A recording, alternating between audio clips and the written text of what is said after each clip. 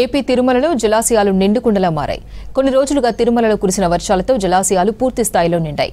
దీంతో పాప వినాశనం డ్యాం దగ్గర టీటీడీ చైర్మన్ బీఆర్ నాయుడు ప్రత్యేక పూజలు నిర్వహించి గంగాహారతి సమర్పించారు. కొండపై జలాశయాలు నిండడం మంచి పరిణామమని సంతోషం వ్యక్తం చేశారు టీటీడీ చైర్మన్. పాప వినాశనం గోగర్భం డ్యాంలు పూర్తిగా నిండిపోవడంతో గేట్లు తెరిచి నీటిని దిగువకు విడుదల చేస్తున్నామన్నారు బీఆర్ నాయుడు. తిరుమలలో ప్రతిరోజు 50 లక్షల గ్యాలన్ల నీరు అవసరమవుతుందని చెప్పారు.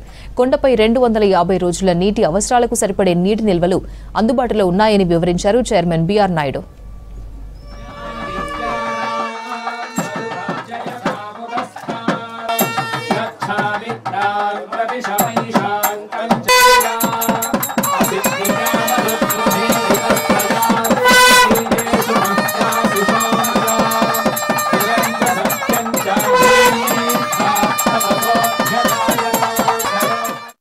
ఈరోజు శుభ పరిణామం.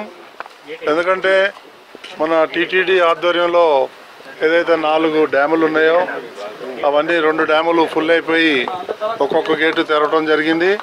అదేవిధంగా ఇంకొక 2 డ్యాముల్లో 95% కూడా మొత్తం నిండుకుండల్లాగా తయారైనాయి.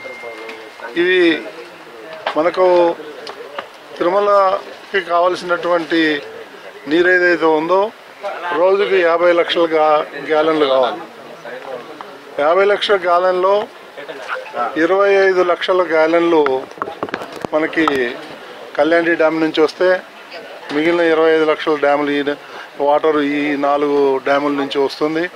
కాబట్టి రాబోయే 9 నుంచి 10 నెలల వరకు పుష్కలంగా నీరు లభించే అవకాశం ఉంది. కాబట్టి మీకు చూసే ఉంటారు, మీరు గత 11 నెలల్లో టీటీడీకి అత్యధికంగా టీటీడీ పుట్టినప్పటి నుంచి ఇప్పటి వరకు నాకు తెలిసి మనకు 918 కోట్ల రూపాయలు ఏదైతే ఉందో అది డొనేషన్స్ వచ్చాయి. అదేవిధంగా ఇప్పుడు చూసినట్లయితే నిండుకుండలాగా ప్రాజెక్టులన్నీ కూడా నిండుకున్నాయి. ఇవన్నీ కూడా మనకి రాబోయే కాలానికి శుభ పరిమాణం అని చెప్పేసి నేను ఈ సందర్భంగా తెలియజేస్తున్నాను.